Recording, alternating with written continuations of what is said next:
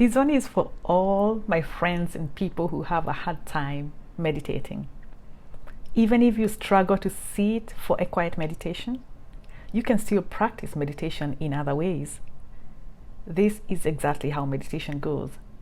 Start by tapping your skin on your face and arms to awaken your nervous system, your senses. Then focus on deep breaths or breath work. Practice just 5 minutes of quiet and silence.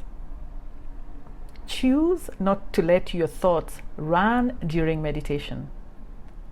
You can also try yoga and be fully present on the mat, feeling the movement of your joints and muscles as you stretch.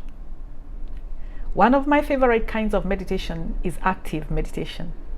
For example, going for a walk in the woods or by the river or walking on the beach and appreciating nature's beauty. All the while, choosing not to let your thoughts wander. Practice putting your thoughts aside and tapping into the present moment as often as you can. Remember, the present moment is all you got. The past is gone and the future is not here yet.